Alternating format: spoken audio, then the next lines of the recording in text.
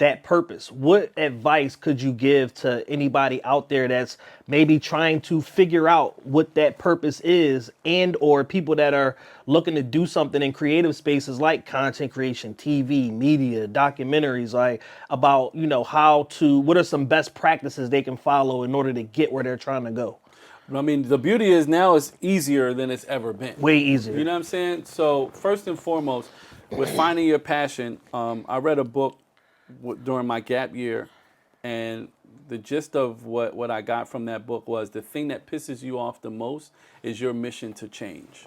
So I hated that hip hop was scapegoated all the time in media. So for me, it was like you're misrepresenting, my culture and the genre that I love.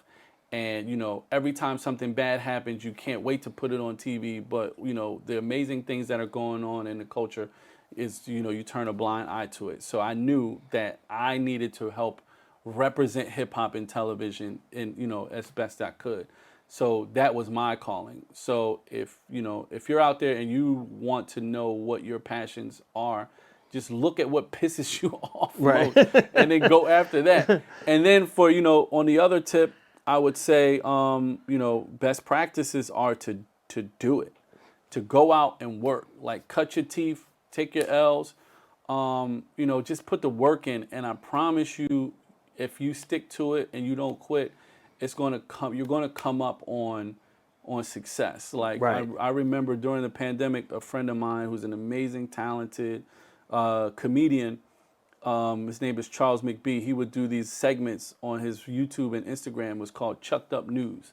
And he had a great talent for making things that shouldn't be funny, that Making we them shouldn't funny. laugh, Yeah. and making them funny. But mostly it was like, things that were related to black culture.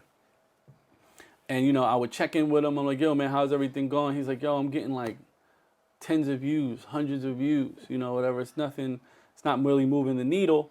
I was like, yo, just keep doing it, bro. Just Yeah. keep doing it, keep doing it, keep doing it. And then I got a call from a producer friend of mine.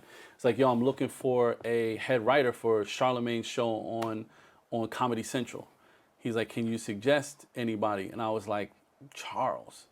And there was a 9 or 6 month history of him taking these news headlines Right. and making them funny. And he got the job. He had the proof of concept. He had the proof of concept and like a lot of them. It wasn't Yeah. like, oh, that's one. That